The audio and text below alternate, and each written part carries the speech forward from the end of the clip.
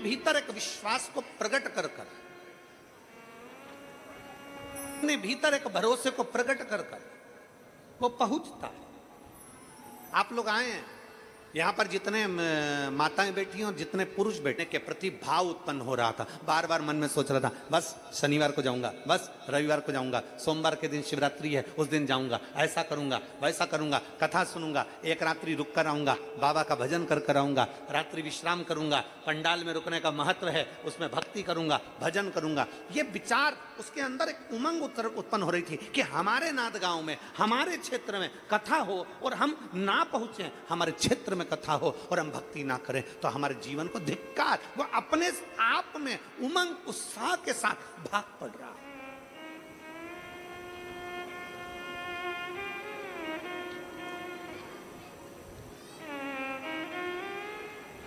एक उमंग उत्साह के साथ भाग पड़ रहा है।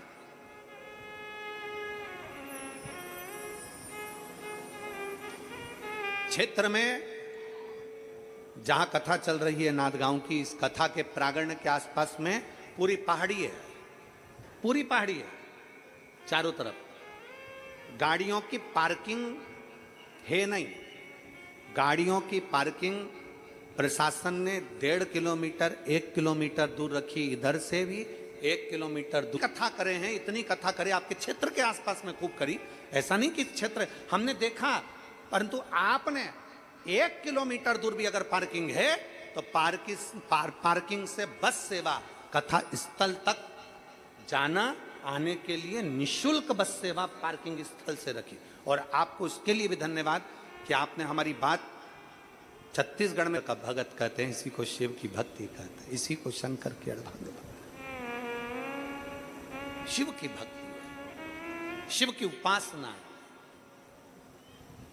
और अविरल भक्ति इसी को कहते हैं, इसी को अविरल भक्ति कहते हैं। बोल बम का नारा है, आवाज जम के जरा बोल बम का नारा है, सारी समस्या का हल। भगवान शिव की इसी को अविरल भक्ति कहा जाता है। ये भक्ति है, इसको भक्ति कहते हैं। लक्ष्मी जी मुस्कुराई, नारायण मुस्कुराए।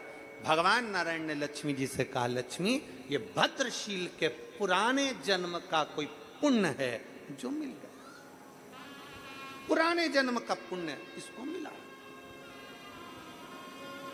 सांप सीढ़ी का गेम किस किस ने खेला है? हाथ उठाओ जल्दी से।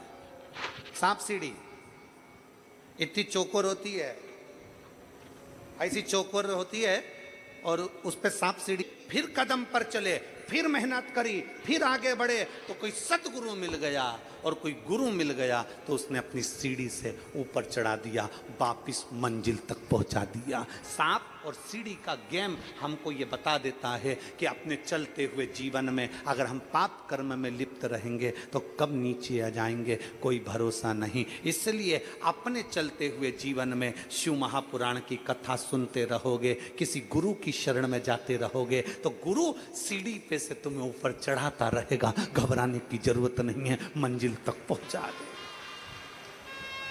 चलना तुम्हें पड़ेगा, गोटी तुम्हें बनना पड़ेगा, चलना तुमको है, कदम की कदम तुम्हें आगे बढ़ाना है। हमने पहले भी कथा में कहा, दुनिया का कोई महाराज, दुनिया का कोई बाबा, दुनिया का कोई महाराज, चाहे वो सियोर वाला महाराज हो, चाहे पंडित प्रदीप मिश्रा हो, चाहे दुनिया का कोई बाबा जोगी हो, तुम्हारे दुख को कोई नहीं काट सकता। तुम्हारा दुख तुम्हें काटना है, अपनी मेहनत अपने को करना है, अपनी लगन अपने को लगाना है, अपना कर्म अपने को करना है। जब हम अपनी मेहनत करेंगे और शंकर पर एक लोटा जल चढ़ाते रहेंगे तो निश्चित है कि वो सीढ़ी हमको मिलेगी और हम उन्नति की सीढ़ी पर चढ़कर सांप सीढ़ी का गेम जीत जाएंगे।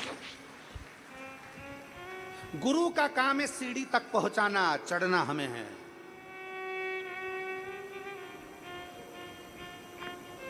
कर्म की गति के अनुसार पाप भी होता है, कर्म की गति के अनुसार पुण्य भी होता है। ऐसा नहीं कि दुनिया में सारे पुण्य, लोग कहते हैं गुरुजी ये भगवान ने सबको अच्छा बना देना था ना, भगवान सबको अच्छा बना देता ना, ये 2-4 घर के लोगों को बुरा क्यों बना दिया भगवान ने?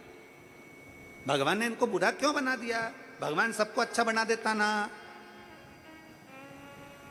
तो भगवान से जाके पूछो कि भगवान ने सबको अच्छा क्यों नहीं बनाया? भगवान ने कुछ लोगों को बुरा क्यों बनाया? उसका कारण है, भगवान जानते हैं अच्छे के साथ थोड़ा बुरा भी निकल चल सकता है। 500 के, 1000 के, 2000 के, 20 के, 50 के जो नोट की गड्डी हो, उस गड्डी में एक आध नोट फटा, गला, सड़ेला, वो भी चल जाता है। उसी तरह 10 किलो आलू में 2-4 सड़े हुए आलू भी चल जाते हैं। उसी तरह 10 किलो कांदा में 2-1 किलो कांदा सड़ा हुआ चल जाता है। अब विचार करिए, उस विचार को अपने भीतर लेकर आइए। 10 किलो है आम, 10 किलो है जाम, और उसमें 2-1 जाम 2-1 आम बेकार निकल सकते हैं। आप विचार करिए उसको कि अपने भीतर भगवान हमारे घर में 10 तरह के लोग हैं, तो 1-2 लोग बेकार क्यों दे देता है? भगवान को मालूम है जो अच्छे हैं ना, ये गंदे को भी चला लेंगे और पार उतार देंगे। ये उसको मालूम है। एक व्यक्ति पूरे क्षेत्र को पार लगा देता है। मेरे नामदेव जी महाराज, संत तुकाराम जी महाराज, संत गाड़गे जी महाराज, संत मुक्ताबाई, इन सब ने अपने क्षेत्र को पार लगा दिया। तो मैं श्वासन्ना जी आपको धन्यवाद देता हूं, इस कथा को पितृपक्ष में कराकर आपने पूरे क्षेत्र को पार लगा दिया, पूरे क्षेत्र को पार लगा दिया। वो भी पितृपक्ष में कथा होना, श्राद्ध पक्ष में कथा होना, और उसका फल आनंदित होना। इसीलिए तो एक पत्र आया है, शिवाय नमस्तु। बोलो जरा, आप बोलिए, श्री शिवाय नमस्तु, श्री शिवाय नमस्तु। दरवाजे पर लिखा है, गेट पर लिखा है, गाड़ी पर लिखा है, बंगले पर लिखा है, फैक्ट्री पर लिखा है, दुकान पर लिखा है। एक स्टिकर चिपका कर देखिए, एक बार अपने द्वार पर, अपनी चौखट पर लिख कर देखिए, घर का वाइब्रेशन क्या कहता है। 6 महीने अंदाजा लगाना, पर्चे पर लिखना, इतनी तारीख को चिपकाया था। मेरा आज 6 महीने के अंदर कितने शुभ कार्य हुए हैं, कितने मंगल कार्य हुए हैं, मेरे घर की आवक बढ़ी कि नहीं बढ़ी, मेरा वैभव बढ़ा कि नहीं बढ़ा, मेरा घर में शांति बढ़ी कि नहीं बढ़ी। उस श्री शिवाय नमस्तुभ्यम बोलने वाले का मुख कदर क्यों, किस लिए लिखना? क्योंकि तुम्हारे दरवाजे पर जो आएगा, दरवाजे पर पहले पड़ेगा, उसके दरवाजा खोलते से उसके मुख का तुम दर्शन करोगे तो तुम्हारा कल्याण अपने आप होना प्रारंभ हो जाएगा।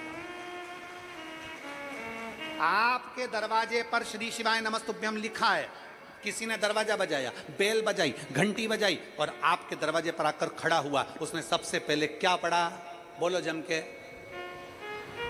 सबसे पहले पढ़ा उसने श्री शिवाय नमस्तुभ्यम। उसका पढ़ते सी, उसके मुख का दरवाजा खोलते सी दर्शन करोगे, अपना कल्याण हो रहा है, अपना स्वयं का कल्याण हो रहा है।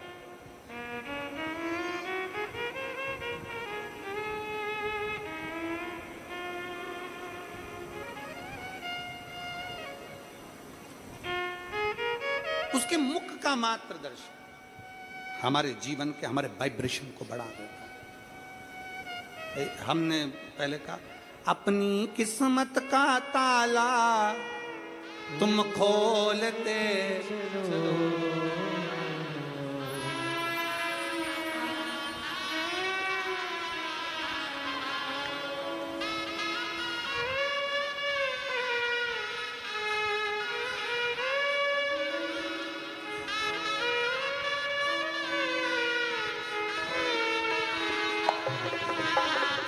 ओ श्री शिवाय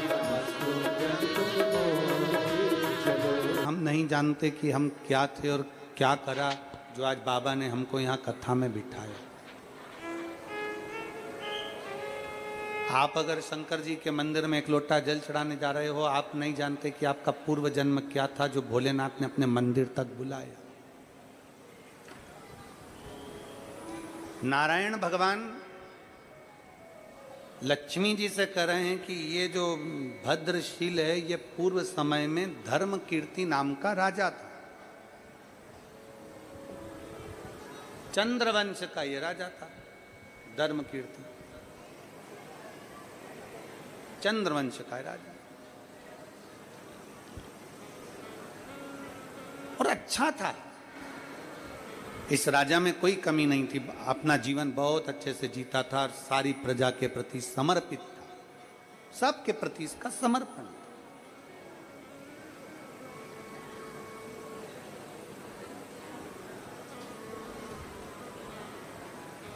चार मित्र इसको मिल गए।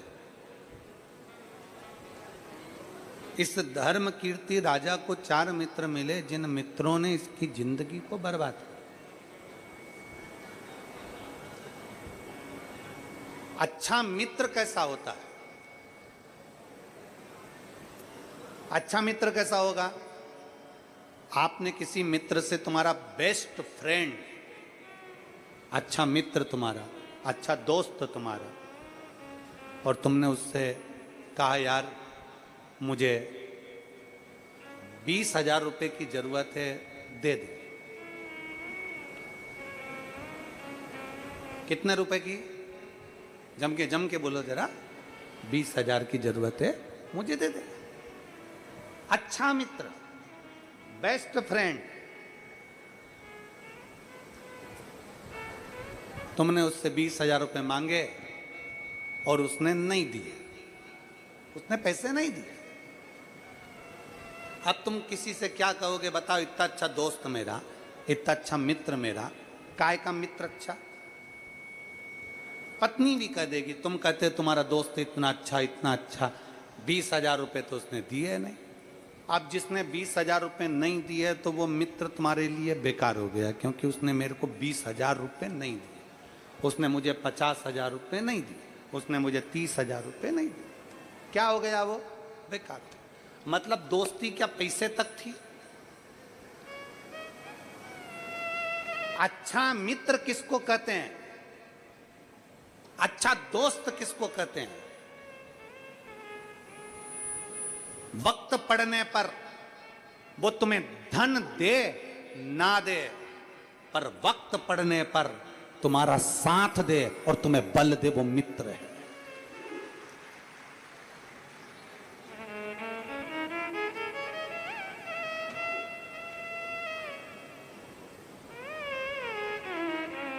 वक्त पड़ने पर तुम्हारा मित्र, तुम्हारा दोस्त तुम्हें 20,000, 25,000, 50,000, 30,000, 40,000 ना दे, बुरा ना मानिएगा। तुमने दोस्त से मांगा, मेरा बेस्ट फ्रेंड है भाई, मेरे को 50,000 की जरूरत है, दे दे। उसने 50,000 दे दिए, वो श्रेष्ठ नहीं है। और उसने नहीं दिए तो तुमने जगत में कह दिया मेरा दोस्त होकर उसने 50,000 का सहयोग नहीं करा। अरे भाई तूने मेरे को 50,000 दे दिए, तू मेरा सच्चा दोस्त है, वो तो ऐसे ही झूठा दोस्त था।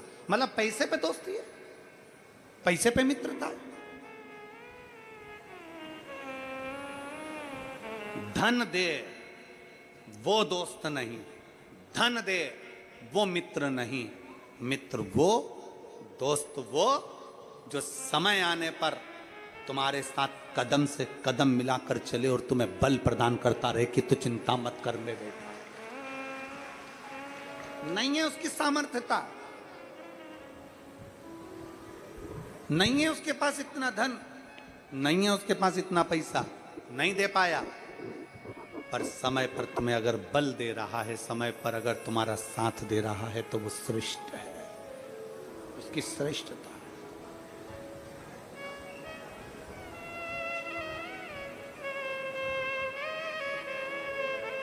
उसकी श्रेष्ठता।